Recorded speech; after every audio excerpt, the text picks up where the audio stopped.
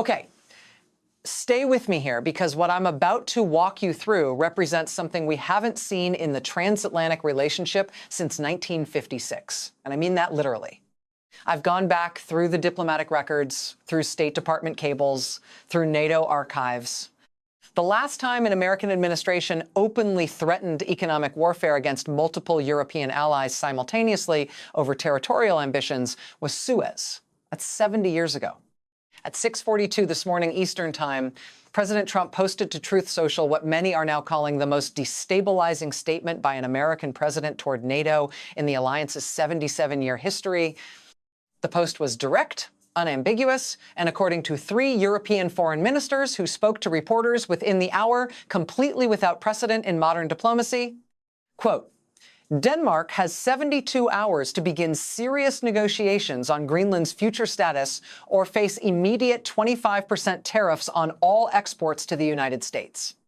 This includes Germany, France, Netherlands, Belgium, Sweden, Norway, Finland, and Poland, who have supported Denmark's refusal.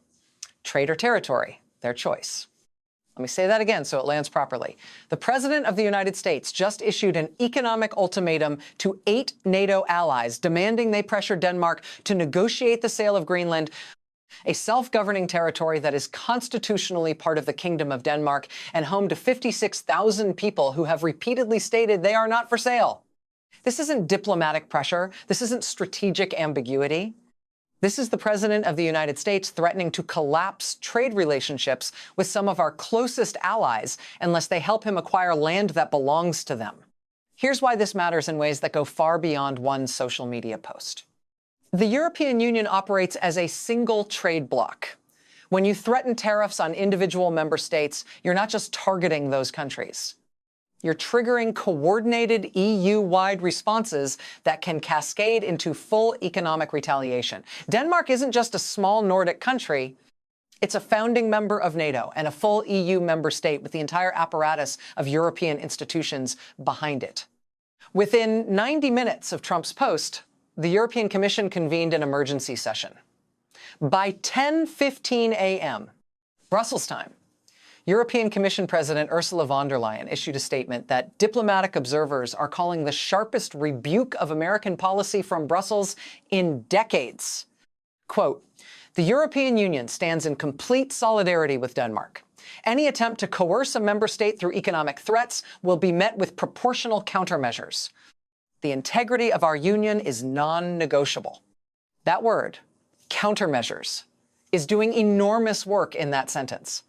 It's not diplomatic protest. It's a formal declaration that the EU is preparing retaliatory tariffs. And according to sources familiar with the discussions, those tariffs could target up to $200 billion in American exports, specifically concentrated in swing states, agricultural products from the Midwest, bourbon from Kentucky, motorcycles from Wisconsin, aircraft components from multiple states. This is the EU's standard playbook when facing American trade aggression. They've used it before during the steel and aluminum tariff fights in 2018. But this time, the context is different. This isn't a trade dispute over subsidies or dumping. This is an American president threatening allies over territorial acquisition. Let me walk you through what's happening in European capitals right now, because the response has been swift, coordinated, and far more unified than anyone in Washington apparently anticipated. Germany's Chancellor Olaf Scholz issued a statement within 2 hours. Quote, Germany stands unconditionally with Denmark. The use of economic coercion to pursue territorial claims is incompatible with our shared values and the rules-based international order we have built together over 7 decades. France's President Emmanuel Macron went further. In a televised address this afternoon, Paris time, he stated, if the United States believes it can fracture European unity through threats, it has fundamentally misunderstood the lessons of the last century. An attack on one is an attack on all. That principle applies to economic warfare as surely as it does to military threats. That phrasing, an attack on one is an attack on all, is a direct invocation of NATO's Article 5 language. Macron is deliberately framing economic coercion in the same terms as military aggression. That's not accidental. That's a message. The Nordic Council, which includes Denmark, Norway, Sweden, Finland, and Iceland, held an emergency virtual summit this morning. The joint statement released afterward was blunt. Any attempt to undermine Danish sovereignty will be resisted collectively. We will not negotiate under duress. Poland's government, typically one of the most pro-American voices in Europe, issued its own statement expressing deep concern and confirming solidarity with Denmark. Even Poland, which has consistently prioritized the American security relationship above almost everything else, is drawing a line here. Here's what most American media coverage is missing entirely. This isn't just about Greenland. European governments are looking at this ultimatum and seeing something much larger, a fundamental test of whether American commitments to European sovereignty still mean anything. If the United States can threaten economic destruction to coerce territorial concessions from a NATO ally, what prevents similar pressure in the future? What stops an American president from demanding access to natural resources in another allied country? What prevents the weaponization of trade relationships to extract political concessions on unrelated matters? These aren't hypothetical questions in European capitals right now. They're being asked in classified briefings, in cabinet meetings, in secure communications between foreign ministers. And here's the part that should alarm everyone paying attention. Financial markets are treating this as a genuine rupture in the transatlantic relationship. European stock markets opened sharply lower this morning. The DAX in Germany fell 3.2% in the first hour of trading. France's CAC 40 dropped 2.9%. Denmark's OMX Copenhagen fell 4.1%, its worst single-day decline since the March 2020 pandemic crash. But it's not just European markets. U.S. futures are down across the board. The Dow is off 480 points in pre-market trading. The S&P 500 has fallen 2.1%. The NASDAQ, which is particularly sensitive to global trade disruptions, is down 2.7%. Currency markets are moving even more dramatically. The euro has strengthened against the dollar by 1.8% in just 6 hours, a massive one-day move in foreign exchange terms. That's not normal volatility. That's investors fleeing dollar-denominated assets because they're genuinely uncertain about American policy stability. Gold prices have spiked $47 an ounce. A classic flight to safety. Oil futures are down because traders are pricing in reduced global economic activity if a US-EU trade war actually materializes. This is real money moving in real time based on the assessment that the risk of a transatlantic economic crisis has fundamentally increased. Subscribe to this channel right now if you want to understand what's actually happening here, not the sanitized version you're getting from outlets that are afraid to state the obvious. Let me tell you what the White House strategy appears to be, based on conversations with people who've spoken to administration officials. The belief inside Trump's inner circle is that European unity is performative, that when faced with actual economic pain, individual countries will break ranks and pressure Denmark to negotiate. They're counting on the fact that Germany exports over $150 billion in goods to the United States annually, that France relies on American markets for aerospace and luxury goods, that these dependencies will fracture European solidarity when the tariffs actually hit. That assumption may be catastrophically wrong. Here's what Trump's team appears not to understand about how the European Union actually functions. The EU was built specifically to prevent individual member states from being picked off one by one through economic or political pressure. That's the entire point of the Union. It's not a trade agreement. It's a collective sovereignty mechanism. When you threaten one EU member state, you trigger institutional defenses that are designed to absorb and redistribute that pressure across the entire bloc. Germany doesn't get to negotiate separately. France doesn't get to cut a side deal. The Commission negotiates on behalf of all 27 member states. And right now, the Commission is preparing what trade experts are calling the most comprehensive retaliation package ever assembled against American exports. According to a leaked preliminary draft circulating among EU trade officials, the proposed countermeasures would target specific products in specific congressional districts. This isn't random. This is political warfare disguised as trade policy. Harley-Davidson motorcycles, manufactured in Wisconsin, home state of a critical Senate seat. bourbon whiskey from Kentucky, Mitch McConnell's home state, agricultural equipment from Iowa and Nebraska, swing states in presidential elections, commercial aircraft components from Washington state, semiconductors from Arizona, citrus from Florida. The EU has done this before. They know exactly how to inflict maximum political pain on a US administration. And unlike 2018, when Trump's tariffs were framed as legitimate trade remedies, this time the EU can credibly argue they're defending a member state's territorial integrity against American coercion. That's a much stronger political position internationally, and it fundamentally changes how other countries will respond. Here's something that happened this afternoon that hasn't been widely reported yet. China's foreign ministry issued a statement expressing concern about unilateral coercive measures that undermine international norms. Read that carefully. China is positioning itself as a defender of territorial sovereignty and rules-based order against American aggression. That's a massive propaganda win for Beijing, and it's entirely self-inflicted by Washington.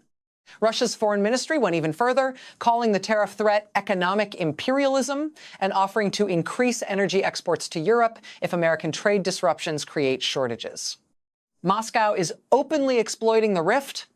This is what diplomatic isolation looks like in real time. America's adversaries are using American policy to drive wedges between the United States and its closest allies. Now let me talk about Greenland itself, because the people actually living there are being completely ignored in this entire discussion. Greenland is a self-governing territory within the Kingdom of Denmark. It has its own parliament, its own government, control over most domestic policy. The 56,000 people who live there are predominantly Greenlandic Inuit. They have repeatedly, consistently, emphatically stated they have no interest in becoming part of the United States. In 2019, when Trump first floated the idea of purchasing Greenland, the response from Greenland's government was unambiguous. Premier Kim Kielsen stated, "Greenland is not for sale. Greenland is not Danish. Greenland belongs to Greenland." That position hasn't changed. Current Premier Mute Burapagede reiterated it this morning. "We are not a commodity to be bought and sold. Our right to self-determination is not negotiable." The idea that Denmark could even legally sell Greenland without the consent of Greenland's own people is constitutionally dubious at best. Under Danish constitutional law, major territorial changes require approval from both the Danish parliament and the affected territory's own government. So what Trump is demanding isn't just that Denmark negotiate. It's that Denmark somehow coerce its own self-governing territory into surrendering sovereignty against the will of its people. That's not a real estate transaction, that's colonialism. And European leaders are framing it exactly that way. France's Foreign Minister Catherine Colonna stated, "The era when powerful countries could simply acquire the territory of smaller nations through intimidation ended in 1945. Apparently, someone needs to remind Washington of that fact. Here's the economic reality that makes this entire situation more dangerous than it appears on the surface. The US and EU are each other's largest trading partners.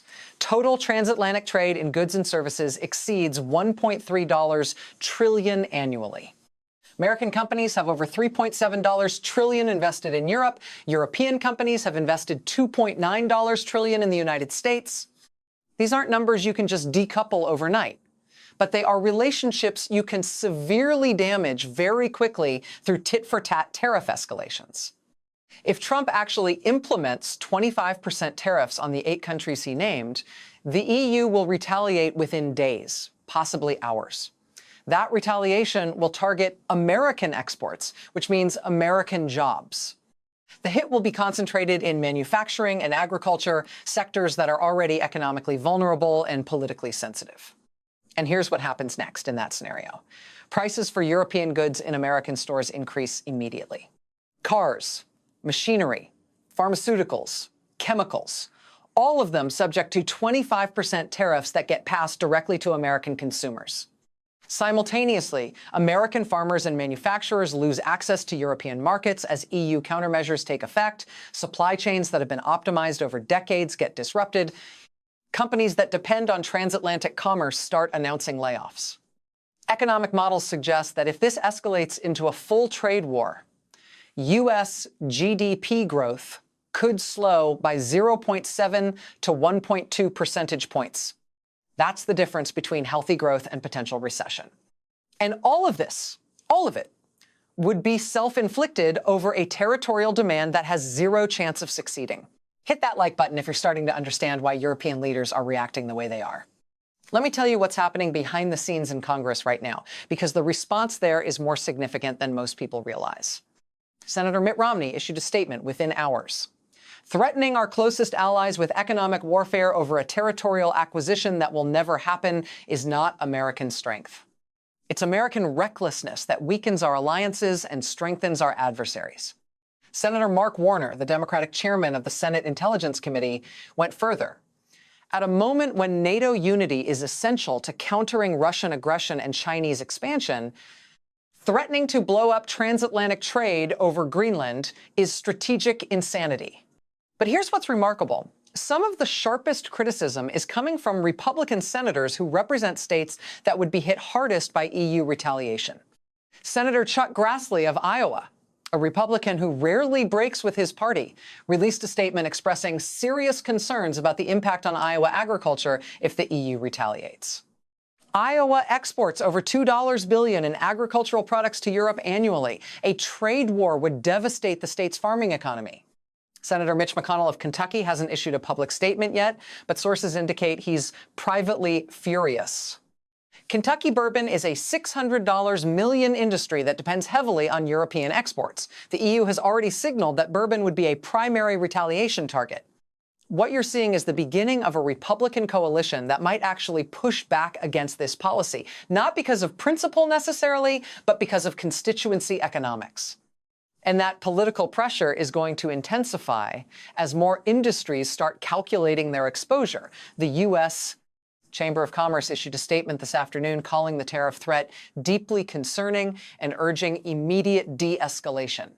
The Business Roundtable, which represents CEOs of major American corporations, issued its own warning about unintended economic consequences. These aren't progressive advocacy groups. These are the institutional voices of American capitalism, and they're alarmed. Now, let me address the elephant in the room that almost no one in media is willing to state clearly. There is no strategic rationale for this confrontation that serves American interests.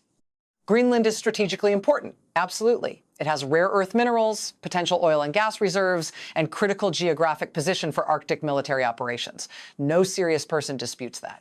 But here's the thing. The United States already has extensive military and scientific cooperation with Denmark regarding Greenland. Thule Air Base, one of the most important American early warning installations, has operated in Greenland since 1951. The U.S. has access to Greenland's resources and geography through the existing alliance framework. What exactly would ownership add to that arrangement that cooperation doesn't already provide? The answer is nothing strategically significant. What this confrontation does accomplish is alienating our closest allies, handing propaganda victories to our adversaries, destabilizing markets, threatening American jobs, and making the United States look like an unreliable partner on the world stage. That's not strategy. That's chaos with a flag pin. Let me tell you what European defense officials are discussing right now in classified settings, because this has implications that extend far beyond trade. For 7 decades, European security policy has been built on one foundational assumption, that American military commitments to Europe are credible, that Article 5 of the NATO treaty means what it says, that if a member state is attacked, the United States will respond. That assumption is now being questioned in defense ministries across Europe. If an American president is willing to economically coerce a NATO ally to surrender territory, how credible is the commitment to defend that same ally if Russia attacks? If trade relationships can be weaponized over territorial disputes within the alliance, what happens when real security threats emerge? These aren't theoretical questions. They're being war-gamed right now. And the answers are leading some European governments toward conclusions that would have been unthinkable 5 years ago, that Europe needs independent defense capabilities that don't rely on American security guarantees. France has been pushing this position for years, but now Germany is listening, So is Poland, so are the Nordic countries. There are already discussions about accelerating European defense integration, increasing military spending independent of NATO frameworks, potentially even developing European nuclear deterrence capabilities that don't depend on the American umbrella. That's not anti-American posturing. That's European governments rationally responding to perceived unreliability in American commitments. And if Europe actually moves in that direction, it represents a fundamental fracture in the transatlantic security architecture that has prevented great power conflict for 3/4 of a century. That's what's actually at stake here. Not Greenland, not tariffs, the entire structure of Western security cooperation. Subscribe and turn on notifications, because what happens in the next 72 hours will determine whether this escalates into the worst transatlantic crisis since Suez, or whether cooler heads find a way to pull back from the brink. Here's what the next few days are likely to look like. Trump's 72-hour deadline expires Thursday morning. If he follows through with the tariffs, the EU will implement countermeasures within 24 to 48 hours. That's not a threat. That's standard procedure. The legal mechanisms are already in place. The target lists are already prepared. American companies that depend on European markets will start announcing disruptions immediately. Automakers, aerospace manufacturers, pharmaceutical companies, agricultural exporters, all of them will be impacted. Stock markets, which are already down significantly, will likely fall further as the trade war becomes real rather than theoretical. Currency volatility will increase. Bond yields will move as investors reassess risk.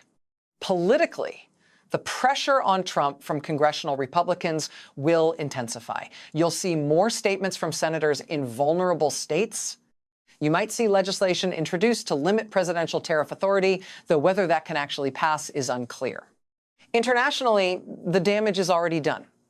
Even if Trump backs down, European governments have now seen that American policy can pivot toward economic coercion of allies on 72 hours notice. That's not something you forget. That's not something that gets repaired with one phone call.